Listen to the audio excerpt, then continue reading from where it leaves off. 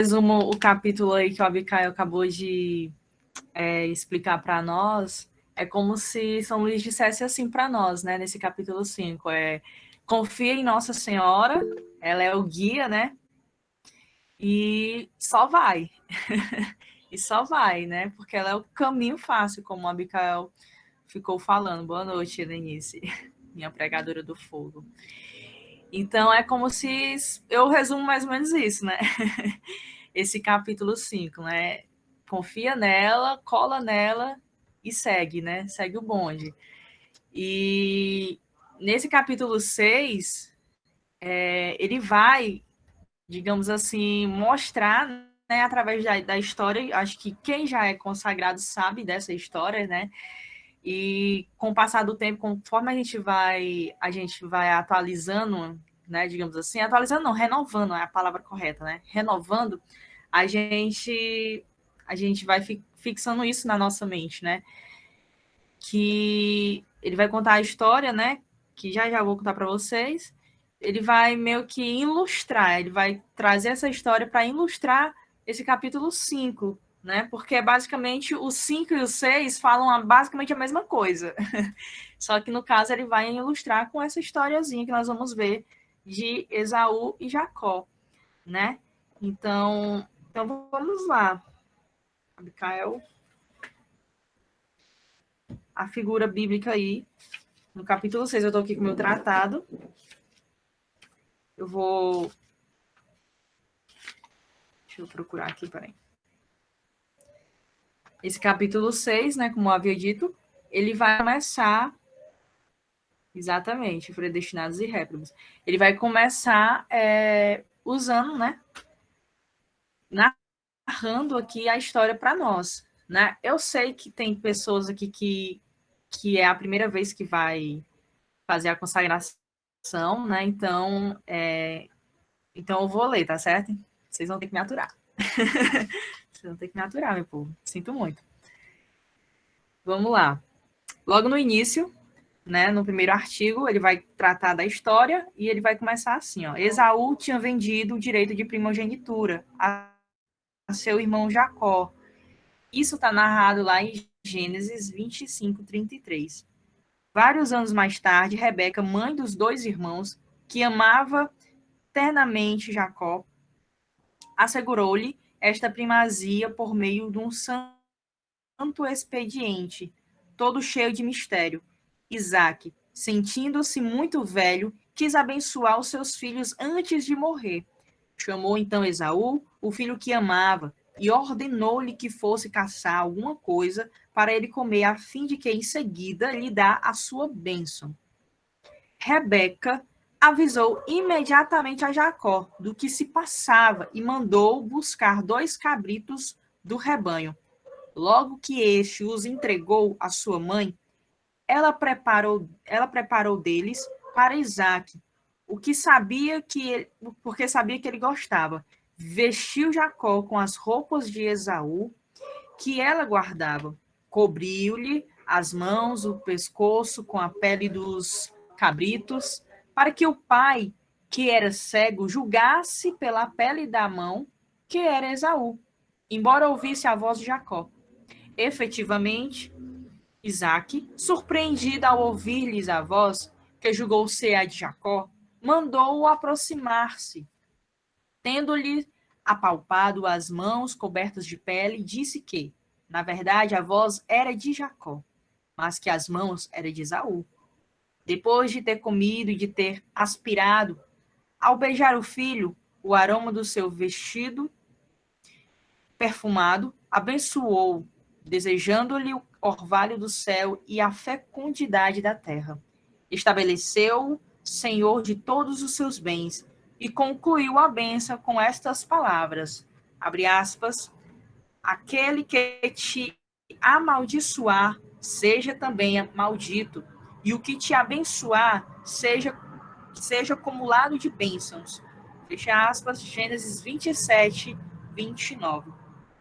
Mal Isaac terminara de pronunciar estas palavras, entrou Esaú trazendo já preparado o que tinha apanhado na caça, para que o pai o abençoasse em seguida. Este santo patriarca ficou tomado de extrema surpresa ao compreender o que se tinha passado, mas, longe de retratar o que fizera, confirmou, pois reconhecia neste proceder claramente o dedo de Deus. Então Esaú irrompeu em grandes brados, como nota a escritura, e vociferando contra a fraude do irmão. Perguntou ao pai se tinha só uma bênção. Notem neste ponto, os santos padres, que Esaú é a imagem daqueles que, conciliando facilmente a Deus com o mundo, querem gozar ao mesmo tempo as consolações do céu e da terra.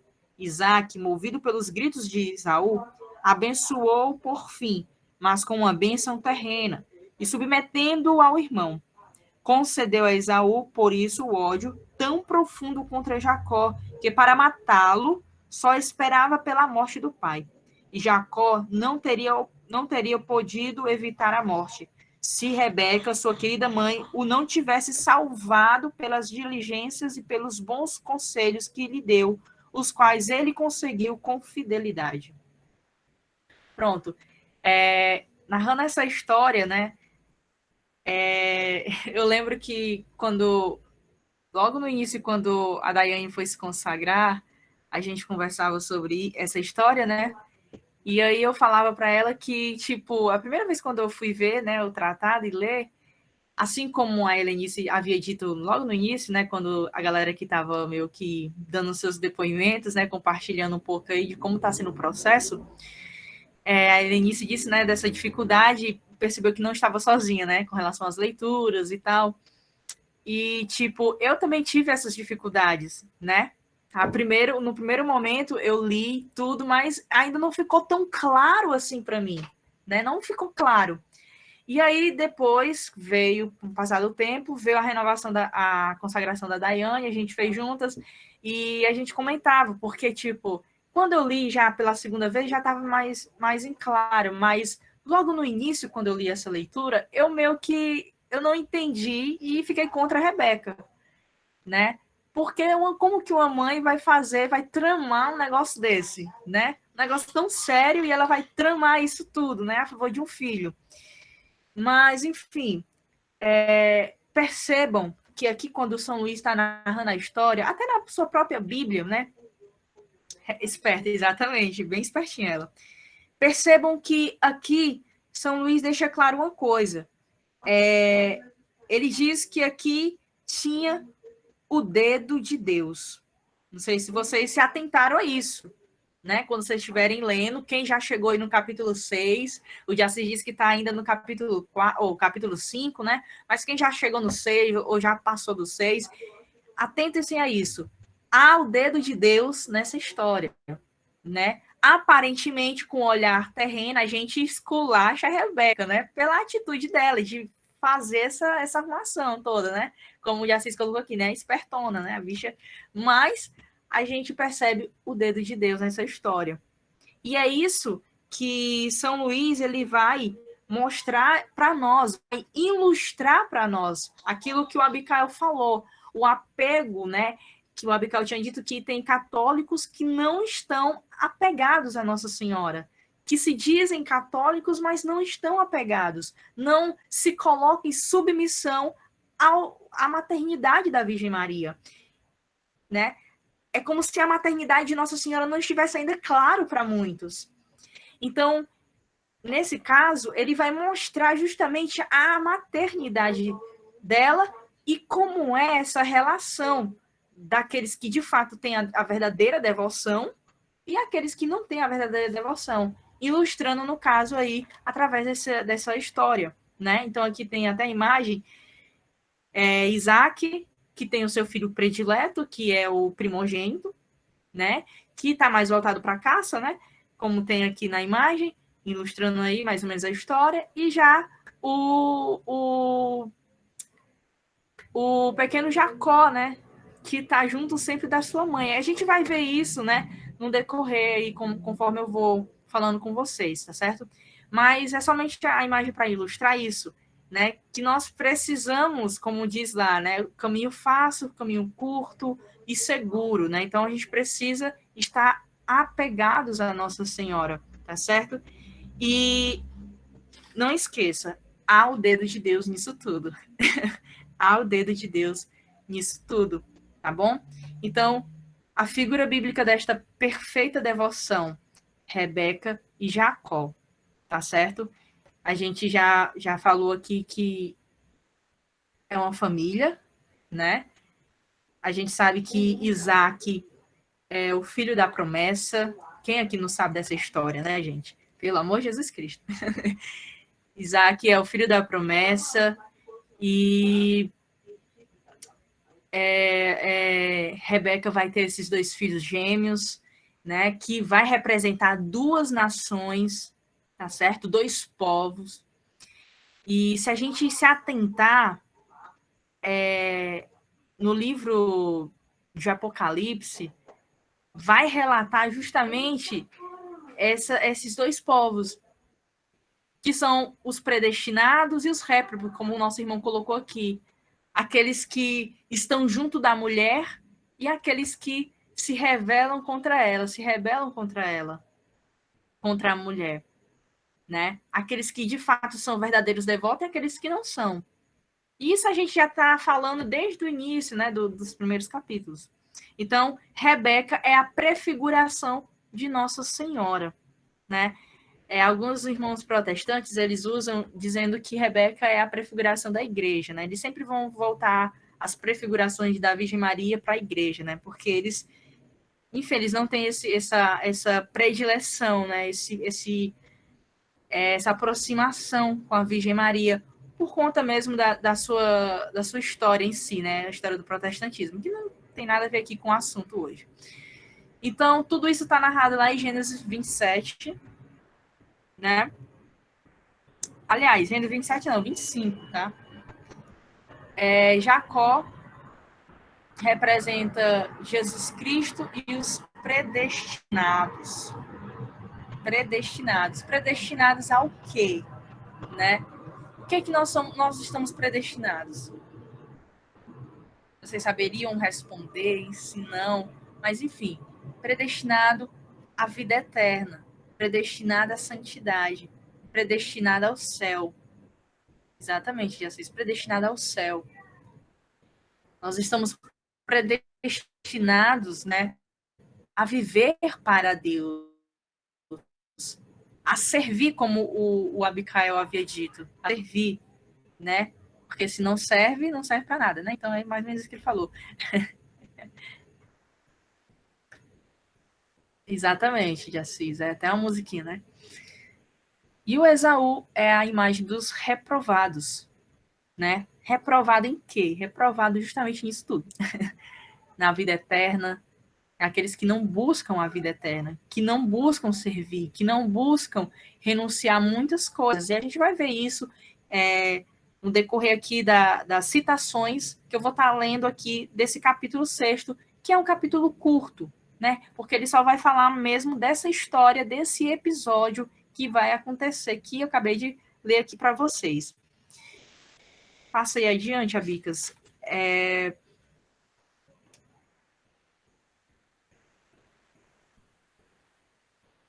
Falando sobre a imagem de Esaú, né? Que é a figura dos réprobos, ou seja, a figura dos reprovados, tá certo?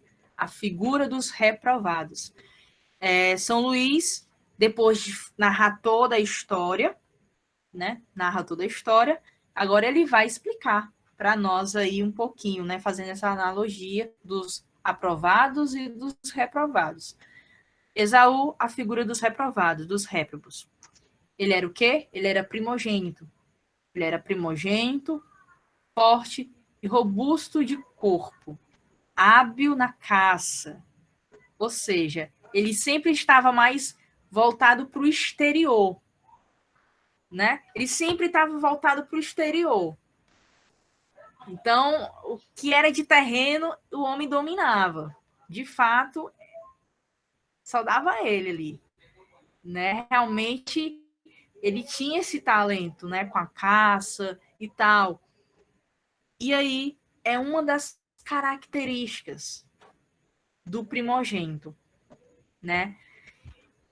E outro ponto, quase não parava em casa, como havia dito, ele sempre estava voltado para o lado exterior. Não se esforçava em agradar sua mãe. Guloso, como Caim, era muito invejoso de seu irmão Jacó, que encarniçadamente perseguia. A gente viu isso, né? Que quase que ele mata, né? Depois que acontece esse episódio, ele quase vai matar o seu irmão, né? Mas ele vai seguir os conselhos da mãe. Então, falando ainda mais sobre essa história, voltando só um pouquinho aqui, a gente sabe que numa família, né, existe dois papéis, né, dos cabeças da família, que são os pais. A mãe tem um papel dentro da família e o pai tem outro, tá certo? A mãe tem um papel, o pai tem outro, mas ambos estão juntos nessa. Ambos estão juntos na jogada. É como se você imaginasse um campo de futebol, um time onde cada jogador tem a sua função.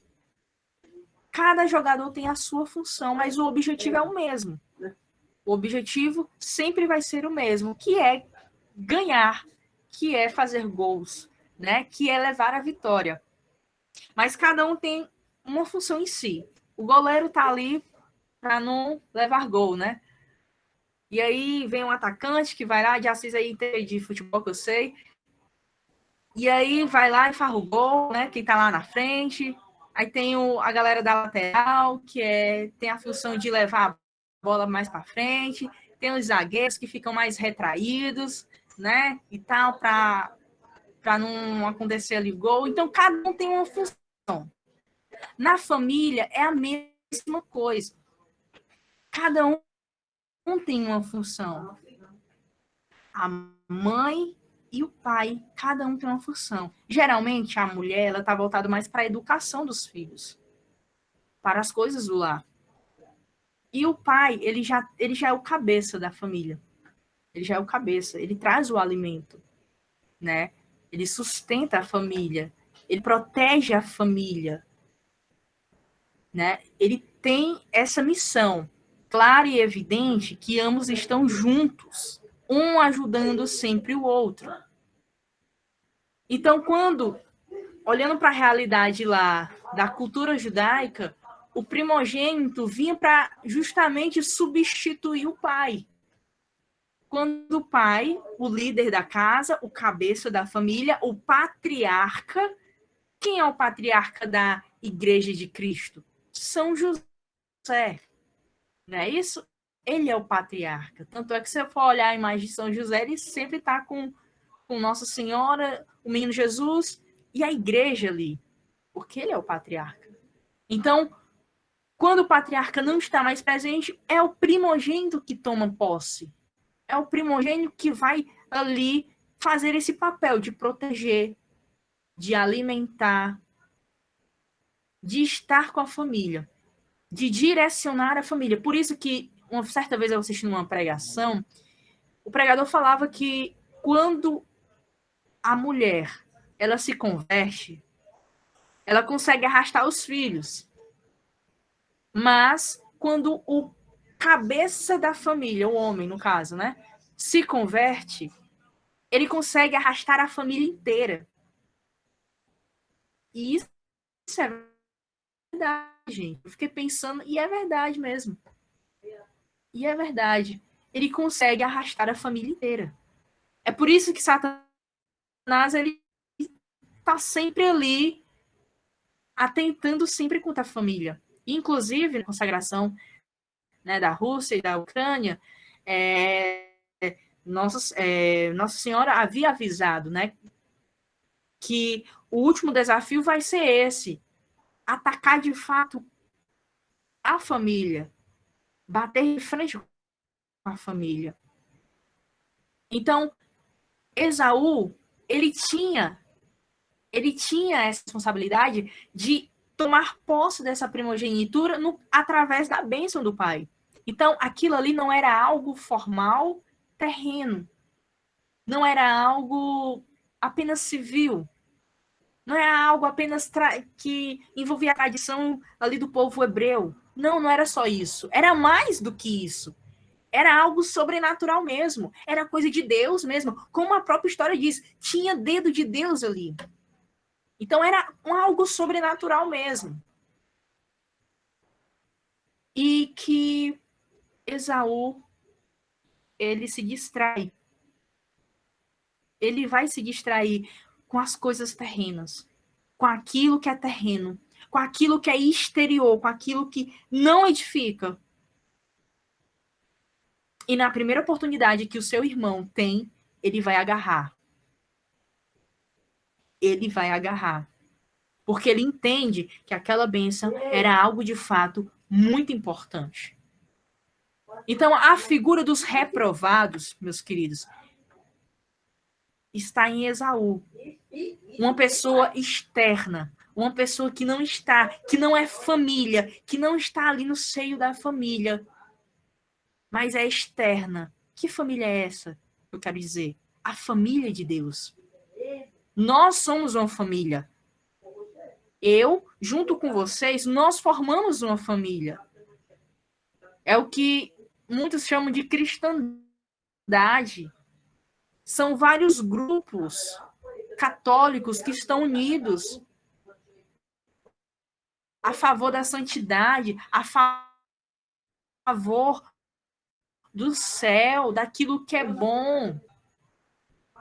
E a figura dos reprovados, eles não querem participar da família. Eles querem estar lá fora. Eles querem saborear daquilo que apenas dá um prazer para eles.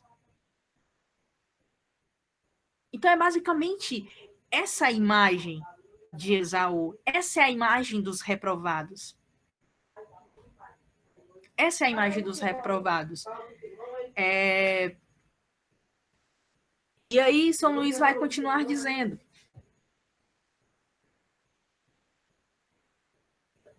era tão guloso e apreciava tanto a comida que vendeu o direito de primogenitura por um prato de lentilhas. Por um prato de lentilhas. Ou seja, quando diz que é guloso, não estamos falando apenas de comida, né? Não é apenas comida, não envolve apenas a comida, mas envolve uma desordem, um desequilíbrio. É quando a pessoa já está escravo das coisas. E a gente já falou sobre isso, né? Sobre o que era ser servo, o que é ser escravo, que muitas vezes nós somos escravos de muitas coisas e nós temos repulsa em ser escravos de Maria, que é a criatura mais bela e mais perfeita.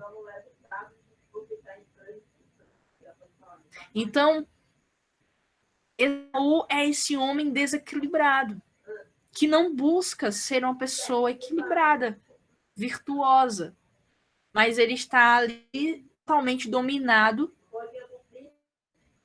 pelos seus desejos, pelos seus impulsos, que é capaz de trocar a bênção, a sua missão. Ele não tem temperança. Ele é capaz de trocar a bênção, a sua missão de ser primogênito, de substituir o seu pai futuramente, de pôr ordem na casa quando o negócio estiver desandando. Ele substitui a sua missão, a sua vocação por prazer. Porque prefere o prato de lentilhas. Então, essa é a imagem dos reprovados. Essa é a imagem daqueles que não querem viver junto da grande família, que não é a da Globo, tá? É a grande família de Deus. A grande família de nosso Senhor Jesus Cristo e da Virgem Maria. E olha que o Senhor ele nos deu uma promessa de que há muitas moradas para nós. Há muitas moradas. O Senhor ele anseia, nos espera. Como diz a palavra de Deus, a natureza espera isso. O desabrochar, espera que nós tomemos posse de fato ser pessoas, não como Esaú, que troca os bens sobrenatural, que troca a nossa vocação por um prato de lentilhas. Então, dando continuidade na figura de Esaú, não se esforça em agradar sua mãe. Se você for ver as imagens de Esaú, ele nunca está com a mãe dele, Rebeca. Quem está é Jacó. Ele nunca está. Ele sempre está por fora. Sempre está. Então, tudo aquilo que envolve Esaú é pro lado exterior. Ele nunca está dentro. Ele nunca cultiva o interior. Ele sempre está cultivando aquilo que é fora. Então, é como se ele confiasse em si mesmo. Confiasse nas suas próprias forças. Porque eu sou robusto, porque eu sou forte. Confia em si mesmo. E a gente sabe que isso nos leva para o pecado do orgulho. Quando nós confiamos em nós mesmos, achando que nós podemos ser Deus de nós mesmos. Achamos, muitas vezes, que a nossa vida, quem manda somos nós. Quem direciona somos nós. E não é assim. A nossa vida deve estar ordenada em Deus. Naquilo que Deus nos ensina, naquilo que Deus nos direciona através dos ensinamentos da igreja. Lembre-se, nós somos uma família. Nós não estamos sozinhos. E nós temos que cultivar esse interior, coisa que Esaú não cultivava, porque sempre estava atrelado àquilo que é externo. A gente lembra daquela passagem de Marta, né? E Maria. Uma preferiu os afazeres da casa e a outra preferiu estar junto de Jesus. Dá para unir as duas histórias, não dá? Marta e Maria, Esaú e Jacó. Um preferiu estar junto de Rebeca, junto de seu pai, junto no seio da família, no meio ali no interior, e o outro prefere estar no exterior, atrelado àquilo que é externo, sendo seduzido por aquilo que é externo, perdendo o seu tempo com aquilo que é externo. Maria está junto de Cristo. Marta prefere fazer aquilo, os seus afazeres, e acaba não escolhendo a melhor parte. Então, Esaú é mais ou menos isso. É o primogênito, tem uma vocação, mas rejeita. Ele é forte, robusto, é ágil, hábil, domina a caça, domina as coisas exterior, tem talento, mas falta o interior. Falta cultivar o interior. Não para em casa. Não tem esse aconchego com a sua mãe. Era guloso. Faltava temperança, como o nosso irmão falou. Porque temperança, vocês sabem, né? Que é a virtude, é uma virtude cardial. É aquilo que coloca ali equilíbrio. Só lembrar de tempero. A gente coloca, quando há um desequilíbrio ali na comida, ou ela fica muito insossa, né? Muito salgada. Quando há um desequilíbrio ali, você faz cara feia para a comida. Tem que ter um equilíbrio, tem que ter um tempero. Tem que haver uma harmonia ali entre os condimentos para poder você digerir ali tudo, né? Porque senão você faz cara feia mesmo. Então faltou temperança para ele. Faltou esse equilíbrio. Faltou cultivar aquilo que é eterno, aquilo que não passa. Então, nós não queremos ser que nem Esaú.